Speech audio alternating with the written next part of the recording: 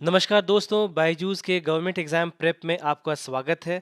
आज हम 12 अक्टूबर 2020 के प्रमुख समाचारों की चर्चा करेंगे। तो चलिए शुरुआत करते हैं। सबसे पहले हम देखते हैं जितने भी हमारे नेशनल अफेयर्स हैं, यानी जितने भी राष्ट्रीय मसले हैं।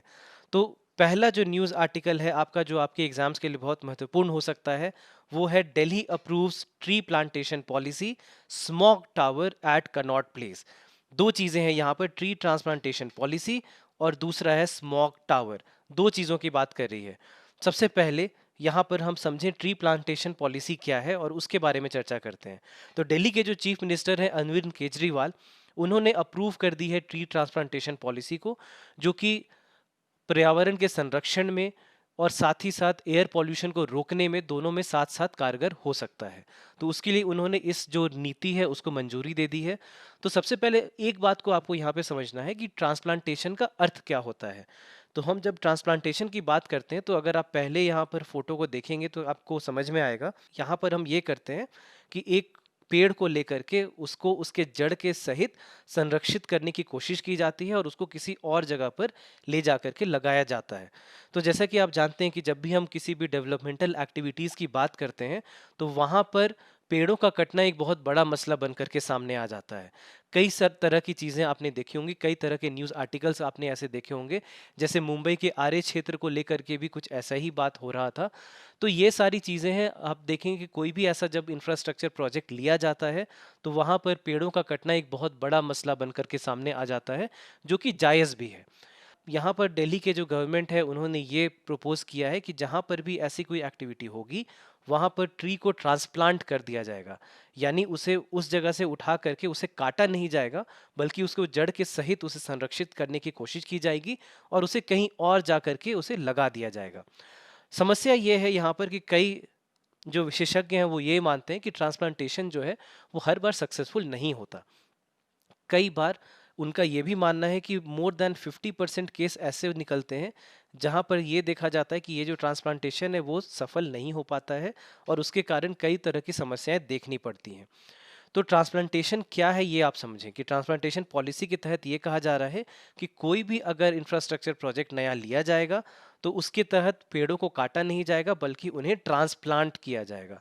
तो ट्रांसप्लांट का मतलब ही यही होता है कि आप पेड़ों को या किसी भी पौधे को, यहाँ पर ट्री ट्रांसप्लांटेशन की बात हो रही है, केवल अगर हम ट्रांसप्लांटेशन शब्द की बात करें, तो ट्रांसप्लांटेशन के तहत ये किया जाता है कि किसी भी आप पौधे को लें और उसे किसी नए जगह पर जा करके लगा दें।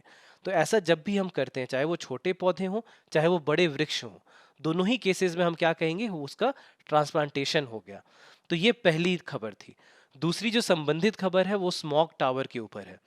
अब आप जब दिल्ली और नॉर्थ इंडिया के इलाकों की बात करें, तो आप ठंड के महीनों में क्या देखते हैं कि वहां पर स्मॉग का सिचुएशन बन के आ जाता है। स्मॉग का अर्थ क्या होता है? स्मॉग दो शब्दों से बना है, स्मोक और दूसरा शब्द है फॉग। स्मोक और फॉग मिला करके बन जाता है स्मॉग। तो जब हम स्मॉग की बात करते हैं, तो सबसे इंपॉर्टेंट आपको यहाँ पर ये याद रखना है कि स्मॉग टावर की जो स्थापना यहाँ पर की जा रही है, ये दुनिया की दूसरी सबसे बड़ी स्मॉग टावर होगी। सबसे पहला जो सबसे बड़ा जो स्मॉग टावर है वो चीन में है, चाइना में है, जहाँ पर जियान नाम का एक डिस्ट्रिक्ट है, जहाँ पर ये सबसे बड़ा जो स्मॉग टावर है, दुनिया का सबसे बड़ा जो स्मॉग टावर है, वो वहां पर लगाया गया है। तो ये आपको यहाँ पर याद रखना बहुत इंपॉर्टेंट है।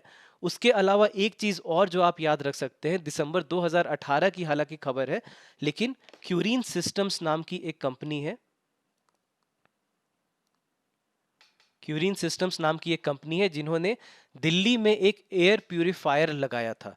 एयर प्यूरिफायर जिसके बारे में उन्होंने ये कहा था कि ये दुनिया की सबसे स्ट्रॉन्गेस्ट और सबसे बड़ी एयर प्यूरिफायर है। ये 2 दिसंबर 2018 की खबर है। उसके लिए उन्होंने पेटेंट भी फाइल किया था और उन्हें पेटेंट इसके लिए दिया भी गया था। तो आपको ये याद रखना होगा, इस कंपनी का आपको नाम याद रखना होगा कि दिल्ली में उन्होंने सबसे बड़ा स्मॉग टावर लगाया था। तो स्मॉग क्या है आपको पता है, स्मोक प्लस फॉग मिला करके स्मॉग बन जाता है। और जब हम बात करते हैं स्मॉग की, तो हमने दिल्ली में ये देखा है, और केवल दिल्ली में ही नहीं बल्कि आसपास के जितने भी इलाके हैं, चाहे आप उत्तर प्रदेश की बात करें, आप हरियाणा की बात करें, आप पंजाब की बात करें, इन सभी इलाकों में हमने देखा है कि स्मॉग की समस्या बहुत गंभीर हो जाती है जब हम ठंड के महीनों में आते हैं। नवंबर के बाद से आप देखेंगे, नवंबर, दिसंबर, जनवरी, फरवरी में भी कुछ हद तक हम देखते हैं कि स्मॉग की सिचुएशन जो है वो बहुत गंभीर बनी रहती है, और उसके कारण एयर पॉल्यूशन का जो स्तर है वो बहुत ज़्यादा बढ़ जाता है। साथ ही साथ आपने एयर क्वालिटी इंडेक्स के बारे में भी पढ़ा होगा। तो आपको याद होगा कि एयर क्वालिटी इंडेक्स को जब हम यूज़ करते हैं और एयर पॉल्यूशन के स्तर को नापने की कोशिश करते हैं, तो वहाँ पर ये पाया जाता है कि इस समय में, यानी कि दिसंबर जनवरी के समय में, जो दिल्ली और आसपास के इलाके हैं, जो उत्तर भारतीय इलाके हैं, यहाँ पर एयर क्वालिटी इंडेक्स बहुत बढ़ जाती है। एक और जो आपके प्रश्न आपसे पूछा जा सकता है वो है कि एयर क्वालिटी इंडेक्स को जब हम मापते हैं तो उसकी सबसे अधिकतम संख्या क्या हो सकती है। तो भारत के केस में आपको याद रखना है कि अधिकतम संख्या जो है वो 999 हो सकती है, यानी एयर पॉल्यूशन कितना भी अधिक हो, 999 से ऊपर का नंबर नहीं दिखाया जाता। हालांकि हम ये मानते हैं कि जैसे ही आप 100 के ऊपर जाते हैं, 0 से लेकर के 50 जब आप होते हैं, तो माना जाता है कि ये जो एयर क्वालिटी इंडेक्स है ये काफ़ी अच्छा है, शुद्ध हवा है। 50 से 100 को फिर भी माना जाता है कि ठीक है हवा। 100 के ऊपर जाते ही हम ये मानना शुरू कर देते हैं कि अब जो हवा की जो क्वालिटी है, जो वायु की जो क्वालिटी है, उसका स्तर अब खराब होना शुरू हो चुका है। तो स्मॉग के बारे में आप याद रखेंगे, स्मॉग बहुत ही इम्पॉर्टेंट कॉन्सेप्ट आपके लिए रहेगा, और आगे के आने वाले महीनों में इसके ऊपर चर्चा हम फिर से करेंगे ही, जब ये सिचुएशन बन करके अनफॉर्चुनेटली हमारे सामने आएगी। तो स्मॉग यानी धूम कोहरे के बारे में ये बातें आपको याद रखनी है।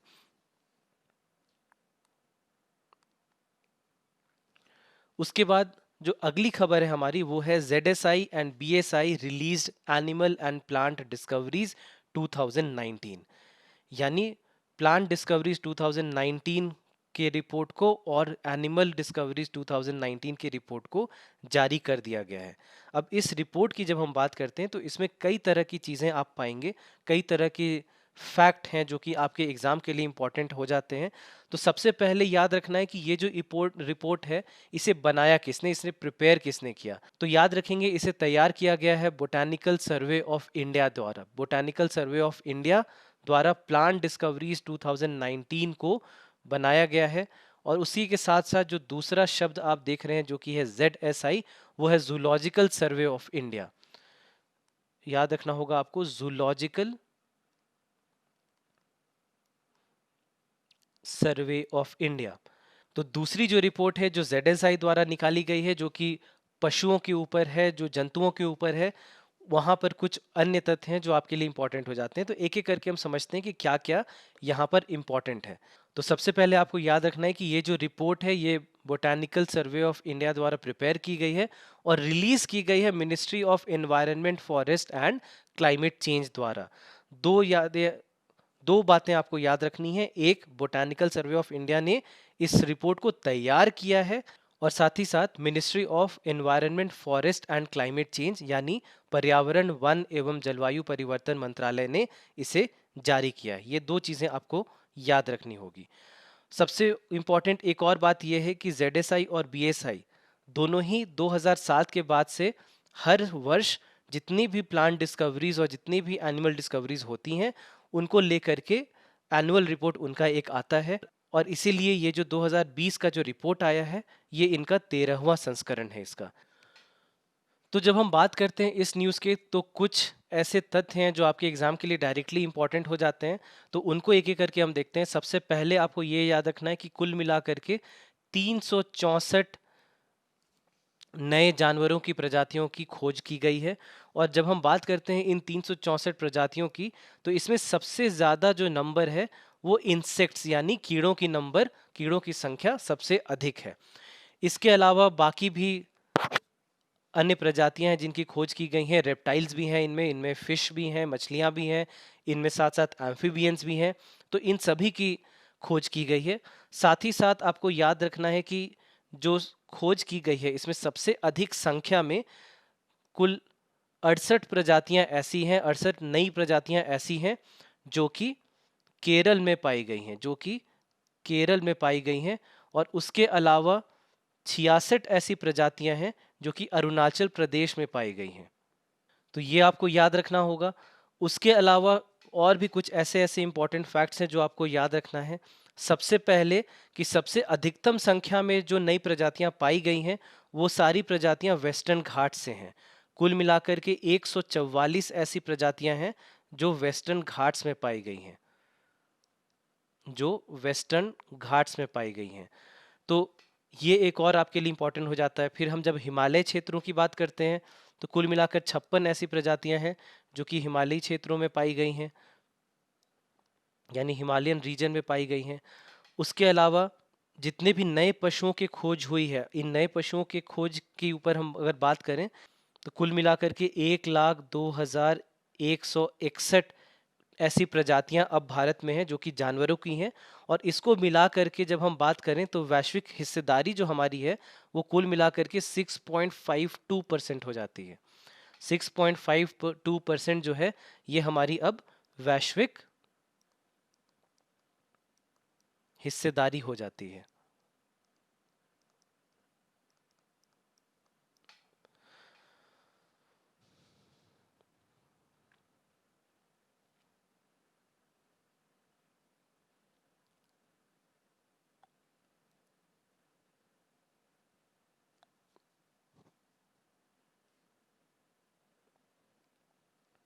इसके अलावा जब हम पौधों की बात करें तो कुल मिलाकर के 180 ऐसे नए पौधे हैं जिनकी प्रजातियां खोजी गई हैं। 180 याद रखेंगे नंबर, 180 नंबर है नए प्रजातियों की जो खोज हुई है। उसके अलावा अगर हम बात करते हैं प्लांट स्पीशीज की, यानी कि अगर हम बात कर रहे हैं यहाँ पर पौधों की प्रजातियों की, तो यहाँ पर भी सबसे ज़्यादा जो प्रजातियां हैं वो केरल में पाई गई हैं। सबसे ज़्यादा जो नई प्रजातियां हैं वो केरल में पाई गई हैं। और केरल के बाद जो अन्य राज्य हैं जहाँ पर सबसे अधिक मात्रा में नई प्रजातियों की खोज हुई है वो है महाराष्ट्र, तमिलनाडु और अरुणाचल प्रदेश। तो याद रखेंगे इसके बाद है महाराष्ट्र, तमिलनाडु और अरुणाचल प्रदेश।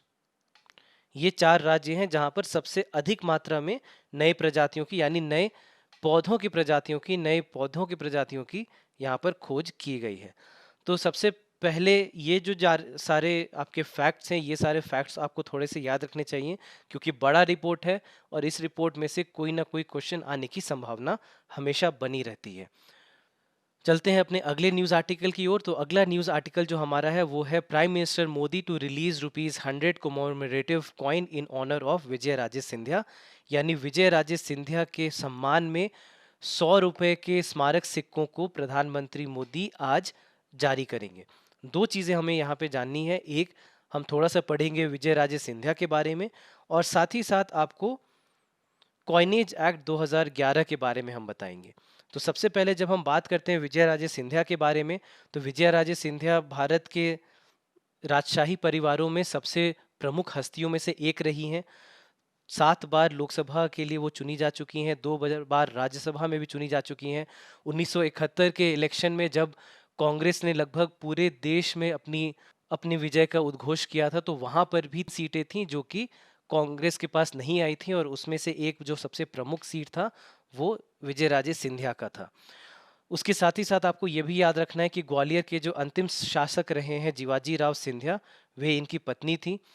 जनसंघ की सक्रिय सदस्य रही हैं। 1957 में उन्होंने कांग्रेस ज्वाइन किया था। मध्य प्रदेश में गुना में उन्होंने कांग्रेस की टिकट से चुनाव लड़ा, लेकिन बाद में 1967 में हमने देखा कि उन्होंने कांग्रेस को छोड़ दिया और उसके बाद उन्होंने जनसंघ वहां पर जाकर के ज्वाइन कर लिया था। तो राजमाता के रूप में भी इन्हें जाना जाता है, राजमाता विजय राजे सिंधिया के रूप में इन्हें जाना जाता है। एक और चीज़ जो आप शायद चाहें तो याद रख सकते हैं वो ये है कि इनका जो पूरा नाम है वो लेखा द्वेवेश्वरी देवी है। आप इस बात को भी नोट कर सकते हैं कि इनका जो पूरा नाम है वो है लेखा देवेश्वरी देवी। ये नाम आप याद रख सकते हैं, इनका जो पूरा नाम है वो ये है। इसके साथ ही साथ एक और चीज़ जो यहाँ से हमें याद रखनी है वो है कॉइनेज एक्ट 2011। तो जितने भी जो सिक्के यहाँ पर बनते हैं, जितने भी सिक्के भारत में बनते हैं, वो सिक्का अधिनियम 2011 यानी कॉइनेज एक्ट 2011 के अनुसार ही बनते हैं। उसके साथ ही साथ अगर हम नोटों की बात करें तो भारत में बनने वाले जो नोट हैं वो रिजर्व बैंक अधिनियम के अनुसार रिजर्व बैंक के द्वारा बनाए जाते हैं, तो इसे आपको याद रखना है। उसके साथ साथ एक और जो इम्पोर्टेंट फैक्ट है आपके लिए वो ये है कि जब हम 1 रुपए की करेंसी नोट की बात करते हैं तो वो मिनिस्ट्री ऑफ फाइनेंस के द्वारा बनाया जाता है, यानी वित्त मंत्रालय द्वारा बनाया जाता है, वो आरबीआई द्वारा नहीं बनाया जाता। तो ये कुछ प्रमुख फैक्ट हैं जो आपको याद रखने हैं, जो कि आपकी परीक्षाओं के लिए सीधे सीधे बहुत ही महत्वपूर्ण हो सकते हैं। अगली जो प्रमुख समाचार है हमारे लिए वो ये है, India's 8 beaches get blue flag certification, यानी भारत के 8 समुद्री तटों को ब्लू फ्लैग सर्टिफिकेशन द्वारा पुरस्कृत किया जा रहा है। तो सबसे पहले हम ये समझे कि ब्लू फ्लैग सर्टिफिकेशन होता क्या है, और दूसरी चीज जो आपके लिए यहाँ पे इंपॉर्टेंट हो जाएगी कि वो है ये 8 कौन सी ऐसी बीचेस हैं जिन्हें ये सर्टिफिकेशन दिया जा रहा है। तो सबसे पहले समझते हैं ब्लू फ्लैग के बारे में। तो ब्लू फ्लैग सर्टिफिकेशन की जब हम बात करते हैं तो वो एक डैनिश इंस्टीट्यूशन है, यानी डेनमार्क की एक इंस्टीट्यूशन है जिनके द्वारा दिया जाता है, एक संस्था द्वारा। और इस संस्था का नाम आप चाहें तो याद रख सकते हैं। इस संस्था का नाम है फाउंडेशन फॉर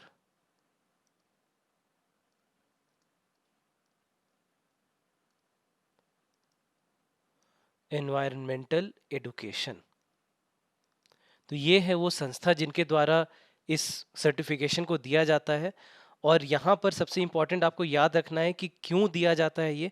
सबसे पहले है कि जो 4 प्रमुख आप सब कह सकते हैं जो आधार हैं जिनके ऊपर ये दिया जाता है, पहला ये है कि ये ऐसे समुद्री तट होने चाहिए जहाँ पर पर्यावरण शिक्षा एवं सूचना दी जा रही है, नहाने के पानी की गुणवत्ता को देखा जाता है, साथ ही साथ पर्यावरण प्रबंधन और समुद्री तटों पर किस तरह के संरक्षण के उपाय किए गए हैं उसे देखा जाता है, और साथ ही साथ वहाँ पर सिक्योरिटी और सर्विस यानी सुरक्षा एवं सेवा को देखा जाता है। तो ये 4 प्रमुख ऐसे स्तंभ हैं जिनके आधार पर ये सर्टिफिकेशन दिया जाता है।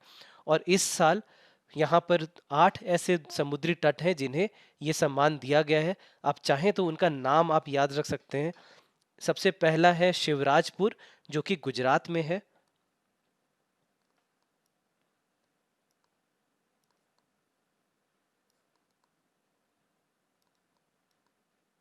शिवराजपुर हो गया गुजरात में।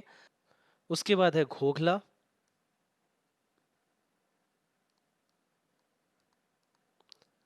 ये दीव में है।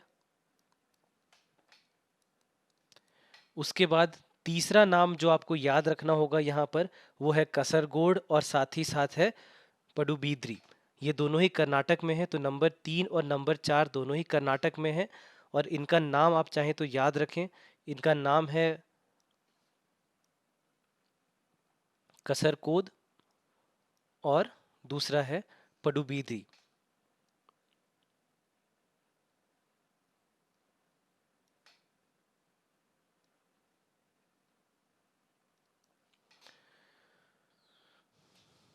फिर नंबर 5 जो आपके लिए हो गया जो प्रमुख है वो है कप्पड़, जो कि केरला में है। याद रखेंगे नाम कप्पड़, जो कि है केरला में। उसके बाद जो छठा है वो है ऋषिकोंदा, जो कि आंध्र प्रदेश में है।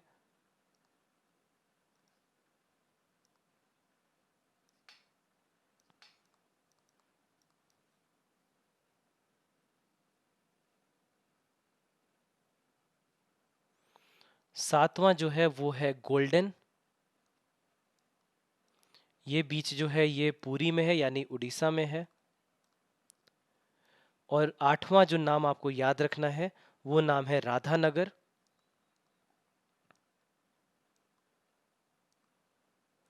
और राधानगर अंडमान एवं निकोबार द्वीप समूह में स्थित है। तो ये 8 समुद्री तट हैं जिन्हें ब्लू फ्लैग सर्टिफिकेशन दे दिया गया है इस बार।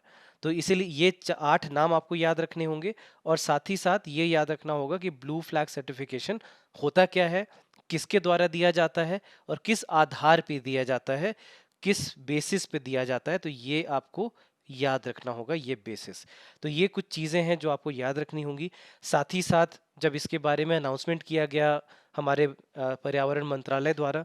तो ये भी बताया गया कि ये पहली बार है जब किसी एक देश को 8 समुद्री तटों को एक साथ ये सर्टिफिकेशन दिया जा रहा है। आज तक दुनिया के किसी भी देश में ऐसा नहीं हुआ कि 8 तटों को एक साथ ये सर्टिफिकेशन दिया गया हो। तो ये भी एक बहुत बड़ी अचीवमेंट है भारत के लिए। तो इसीलिए इस बात को याद रखेंगे, इस न्यूज़ को याद रखेंगे। चलते हैं अगले न्यूज़ आर्टिकल की ओर। अगली जो न्यूज़ आर्टिकल है हमारी वो है trial run of India's first hydrogen fuel cell car successfully conducted. यानी फॉर द फर्स्ट टाइम हमने हाइड्रोजन फ्यूल सेल से संबंधित कार को टेस्ट करके देख लिया है और सक्सेसफुली ये टेस्ट किया गया। तो दो तीन चीज़ें यहाँ पे इंपॉर्टेंट हो जाती हैं। सबसे पहले कि हाइड्रोजन फ्यूल सेल कार है क्या और इसकी उपयोगिता क्या है, क्यों हमारे लिए ये सक्सेस बहुत इंपॉर्टेंट हो जाता है। तो सबसे पहले जब हम बात करते हैं हाइड्रोजन फ्यूल सेल कार की, तो आपने देखा होगा कि पिछले कुछ वर्षों में हमने कई तरह के ऐसे उपायों को सामने आते हुए देखा है जहां पर भारत सरकार इस चीज़ के ऊपर काम कर रही है कि किस तरह से जो फॉसिल फ्यूल हैं, यानी आप बात कर लें पेट्रोल या डीजल जैसे फ्यूल्स की, तो उन्हें कैसे कम किया जाए, उनमें कैसे कटौती की जाए। जैसे आपने इलेक्ट्रिक कार के बारे में सुना होगा, तो इलेक्ट्रिक कार भी एक ऐसा ही एक ऑप्शन है जिसको तराशने की कोशिश की जा रही है। साथ ही साथ आपने इथेनॉल ब्लेंडिंग के बारे में सुना होगा, आपने इथेनॉल ब्लेंडिंग के बारे में सुना होगा।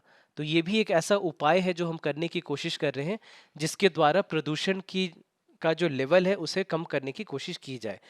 इसी प्रयास में एक और जो नया इम्पोर्टेंट हमारे लिए पार्ट है वो ये है कि हाइड्रोजन फ्यूल सेल कार को पहली बार सक्सेसफुली कंडक्ट किया गया।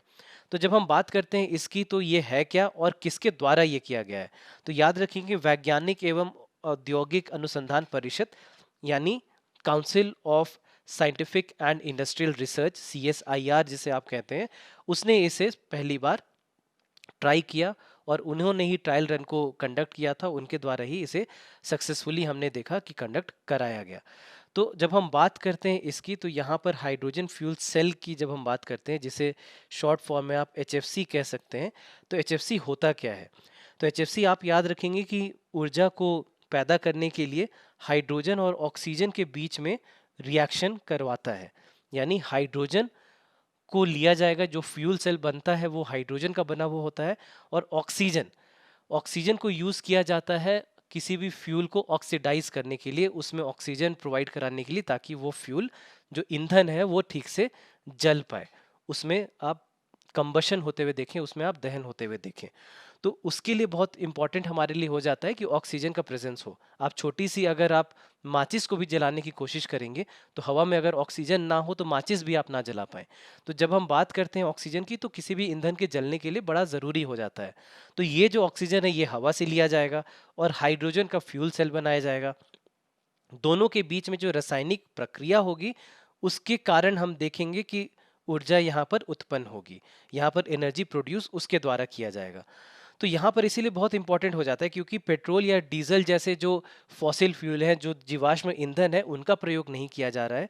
और आपको ये सबको पता है ये बात कि पेट्रोल डीजल जैसे जो फ्यूल हैं, जो ईंधन है, वो वायु प्रदूषण के पर्सपेक्टिव से अगर देखें तो बहुत ही उनकी प्रमुख भूमिका होती है।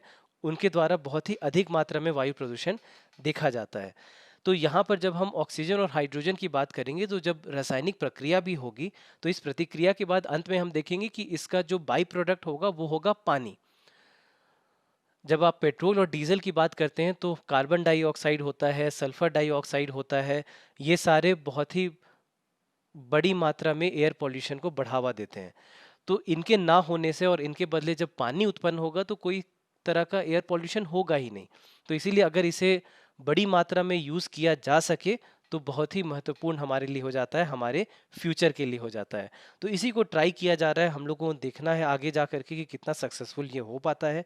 और ये अगर सक्सेसफुल हो गया तो हमारे लिए, भारत के लिए ये बहुत ही महत्वपूर्ण डेवलपमेंट हम मान सकते हैं। अब हम अपने अगले सेगमेंट में चलते हैं जहां पर हम विभिन्न राष्ट्रीय और अंतर्राष्ट्रीय व्यक्तित्वों के ऊपर चर्चा करेंगे। तो आज जो न्यूज़ में हमने देखा वो चैतन्य नाम की एक युवती के बारे में है, जिसे जिसे एक दिन के लिए ब्रिटिश उच्चायुक्त के तौर पर अपॉइंट किया गया है। तो इसके बारे में देखते हैं कि ये आखिर हुआ कैसे और किस तरह से ये हो रहा है। तो हमने ये देखा है कि 2017 से शुरू करके ब्रिटिश हाई कमीशन जो है, यानी ब्रिटेन का जो हाई कमीशन जो उच्चायोग है, वो हर साल एक दिन के लिए उच्चायुक्त प्रतियोगिता आयोजित करता है। और इसमें 18 से 23 साल की जो युवतियां होती हैं उनको भाग लेने के लिए प्रोत्साहित किया जाता है। तो 18 अक्टूबर को जब अंतर्राष्ट्रीय बालिका दिवस होता है, तो उस दिन ब्रिटेन के जो उच्चायुक्त हैं उनकी ओर से ये कंपटीशन को आयोजित किया जाता है।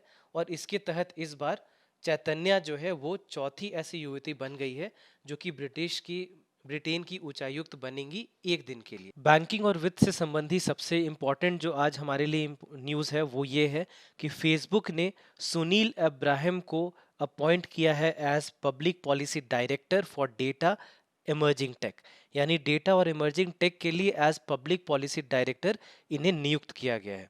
तो सबसे पहले ये जानना है कि ये हैं कौन और क्यों इन्हें लाया गया है।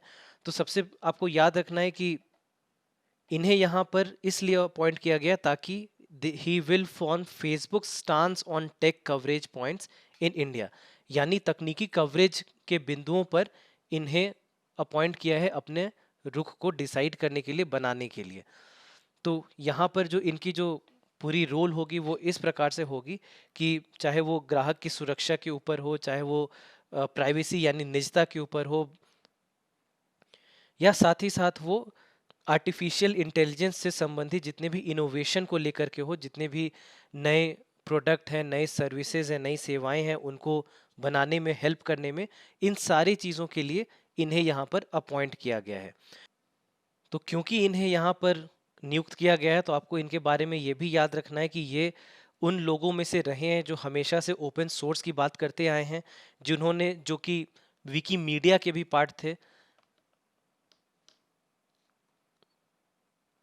2004 में हमने देखा था कि विकीमीडिया मूवमेंट जो था उसके भी ये पार्ट रह चुके हैं।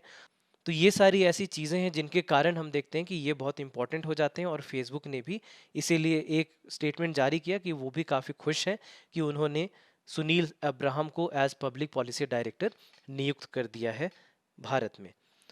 उसके बाद हम चलते हैं अपने अगले सेगमेंट में जो कि है बुक्स एंड अवार्ड्स। तो आज के जो हमारे लेखक हैं जिनके बारे में आपको याद रखना है, बहुत ही इंपॉर्टेंट लेखक, हमेशा हालांकि कंट्रोवर्सी में बने रहते हैं, विवादों में बने रहते हैं, लेकिन इनकी जो बुक्स हैं वो काफ़ी प्रचलित रही हैं। और इनके ऊपर हमने देखा है कि पास्ट में भी बहुत सारे आपसे प्रश्न पूछे जा चुके हैं। तो इसीलिए ये जो बुक का लिस्ट आप हमारे सामने देख रहे हैं, आप बिल्कुल इसे याद रखें। ये सारे इनकी प्रमुख पुस्तकें हैं और इनमें से पहले भी आपको प्रश्न पूछे जा चुके हैं, तो इसीलिए इस लिस्ट को आपको याद रखना होगा। अब हम आगे इंपॉर्टेंट डेट्स के ऊपर चलते हैं। तो आज का जो दिन है हमारा 12 अक्टूबर, ये वर्ल्ड अर्थराइटिस डे के रूप में मनाया जाता है। तो वर्ल्ड अर्थराइटिस डे को जब हम बात करते हैं तो यहाँ पर अर्थराइटिस के बारे में जो अवेयरनेस है, जो जागरूकता फैलाने की, बढ़ाने की जो बात है, उसके लिए इसे मनाया जाता है। तो जब हम बात करते हैं अर्थराइटिस की, हिंदी में जिसे आप गठिया रोग कहते हैं, तो गठिया की जब हम बात करते हैं तो कुछ प्रमुख बातें हैं जो हमें याद रखनी चाहिए। ये क्या है? ये जोड़ों में होने वाला सूजन है। आमतौर पर ये पाया जाता है कि जो वृद्ध व्यक्ति होते हैं उनमें ये इस बीमारी को देखा जाता है। तो इससे संबंधित जो जागरूकता है उसे फैलाना बहुत आवश्यक है। किस प्रकार से इस बीमारी को मैनेज किया जाए उसे जानना बहुत आवश्यक है। और इसी को लेकर के 12 अक्टूबर जो है वो वर्ल्ड अर्थराइटिस डे के रूप में मनाया जाता है। चलते हैं अगले सेक्शन की ओर जो कि है स्पोर्ट्स न्यूज़ यानी खेल समाचार। तो इसमें जो सबसे पहला न्यूज़ आर्टिकल है आपके लिए वो है Rafael Nadal wins French Open 2020 beats Novak जोकोविच। तो जब हम बात करते हैं रफाल नडाल की, तो रफाल नडाल सबसे प्रमुख टेनिस प्लेयर में से एक हो चुके हैं। इन्होंने अपना 20वां, कुल मिलाकर के 20वां अपना खिताब जीता है इस बार। और इसमें से 13 फ्रेंच ओपन है। तो जब हम बात करते हैं फ्रेंच ओपन की, तो कुल मिलाकर के जब से ये आए हैं कुल मिलाकर के 16 फ्रेंच ओपन हुए हैं। और इस 16 में से 13 फ्रेंच ओपन का खिताब केवल इन्होंने जीता है। तो ये 20 जो खिताब इन्होंने जीता है, इस 20वें खिताब के साथ वो रॉजर फेडरर के मुकाबले अब बराबरी पर आ गए हैं। कुल मिलाकर के रॉजर फेडरर ने भी 20 खिताब जीते हैं और इस बार रफाल नडाल के भी कुल मिलाकर के 20 खिताब हो गए हैं। इनके बाद जब हम बात करते हैं नोवाक जोकोविच की, तो जोकोविच भी जो फाइनल तक गए थे, जिन्हें पराजय का सामना करना पड़ा इनके हाथों, उन्होंने भी कुल मिलाकर 17 खिताब जीते हैं, जो कि एक बहुत ही बड़ी अचीवमेंट है इनके लिए भी। तो ये सारे फैक्ट हैं जो आपको याद रखने होंगे। तो क्या क्या याद आपको याद रखना है? एक, कि कितने खिताब हो गए नडाल के, कितने खिताब है रोजर फेडरर के, कितने फ्रेंच ओपन जीत लिए हैं नडाल ने, और साथ ही साथ नोवाक जोकोविच जो कि फाइनल में गए थे, जो कि पराजित हो गए इनके द्वारा, उनके बारे में भी कुछ बातें आपको याद रखनी होंगी। तो ये जो पिक्चर आप देख रहे हैं, इसके ऊपर जितने भी नंबर दिए गए हैं, ये आपके लिए बड़ा इंपॉर्टेंट है। चलते हैं अपने अगले न्यूज आर्टिकल की ओर, जो कि है हरमनप्रीत कौर, स्मृति मंदाना, मिताली राज द कैप्टन्स। तो कहां पर कैप्टन होने की इनकी बात हो रही है? तो इन्हें कप्तान नियुक्त किया गया है, जो विमेंस T20 चैलेंज होने वाला है 4 नवंबर से 9 नवंबर के बीच यूएई में, उनका कैप्टन इन्हें बनाया गया है। तो 3 टीमें यहां पर होंगी और इन 3 टीमों का कैप्टन इन्हें बनाया गया है। और ये जो अनाउंसमेंट है ये बीसीसीआई ने कल ही की है, और इसमें ये कहा गया है कि यहाँ पर 3 टीमें होंगी, और 3 टीमों का नाम क्या होगा ये भी आप याद रखें।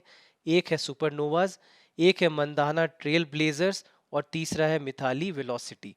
तो Mithali Velocity, Mandhana Trailblazers and Supernovas, ये 3 टीमें हैं जिनका कैप्टन हरमनप्रीत कौर, स्मृति मंदाना और मिथाली राज को बनाया गया है वुमेन्स T20 चैलेंज यूएई में 4 नवंबर से 9 नवंबर के बीच। और अंत में चलिए आज के जो हमारे लिए इम्पोर्टेंट फैक्ट्स हैं, जिनके ऊपर हर साल किसी ना किसी एग्जाम में क्वेश्चन तो पूछा ही जाता है, वो है भारत की प्रमुख झीलें। तो भारत की जो प्रमुख झीलें हैं उनका नाम आपको याद रखना बहुत ही ज़रूरी है। आप अगर पिछले अपने वर्षों के क्वेश्चन पेपर में जाएं, तो आप पाएंगे सीधे सीधे प्रश्न पूछे जाते हैं कि ये जो झील है वो किस राज्य में है, ये जो राज्य है इनमें कौन सी झील, इनमें से कौन सी झील इस राज्य में पाई जाती है। तो इस तरह से क्वेश्चन हम दोनों साइड से देखते हैं, चाहे झील का नाम देकर के राज्य पूछा जाएगा या फिर राज्य का नाम देकर के झील पूछा जाएगा। तो ये जो सारे नाम हैं ये आपके लिए बहुत ही इंपॉर्टेंट हो जाते हैं। तो सबसे पहले जब हम बात करते हैं जम्मू कश्मीर की, तो जम्मू कश्मीर में जो इंपॉर्टेंट लेक्स हैं आपके लिए वो हैं वुलर, डल, बेनीनाग, शेषनाग और नागिन। ये 5 नाम आप याद रखेंगे। लद्दाख की यदि हम बात करें तो पेगोंग सो नाम को याद रखना होगा आपको, और हाल ही में चर्चा में ये बना भी रहा है। उसके बाद फिर हिमाचल प्रदेश चलते हैं, तो वहां पर हो गए भृगु, मच्छियाल, रेणुका, सूरजताल और चंद्रताल। सूरजताल चंद्रताल एक साथ आप चाहें तो याद रख सकते हैं, आसान हो जाएगा आपके लिए। उसके बाद फिर जब हम जाते हैं उत्तराखंड में, तो उत्तराखंड में नैनीताल, डोडीताल, भीमताल, सातताल, नौकुचिया ताल, देवताल, खुरपाताल, राकसताल और मालाताल, ये नाम आप याद रख सकते हैं। और जब हम चंडीगढ़ की बात करते हैं तो सुखना झील है यहाँ पर, जो आपको याद रखना होगा। उसके बाद राजस्थान की यदि बात करें तो राजसमंदर, जयसमंदर, नक्की, सांबर, फतेह सागर, लूनकरस, डीडवाना, पिछौला, आनासार, कुचामन, ढेबर और पुष्कर, ये कुछ प्रमुख नाम आप याद रख सकते हैं। महाराष्ट्र में लोनर और पोवई 2 इंपॉर्टेंट हो गए आपके लिए। कर्नाटक में आप बेलंदूर लेक को आप याद रख सकते हैं। केरला में बोम्बानाड और अष्टमुदी नाम याद रख सकते हैं। सिक्किम में सोंगमा और मणिपुर में लोकतक। उड़ीसा अगर हम चले तो वहाँ पर चिल्का लेक हो गया आपके लिए। तेलंगाना में हुसैन सागर और नागार्जुन सागर। आंध्र प्रदेश में कोलेरू और पुलिकट। तमिलनाडु में कोडाई कैनाल और कालीवेरी। हरियाणा में सूरज कुंड। ये कुछ प्रमुख नाम हैं जो आपको याद रखने होंगे।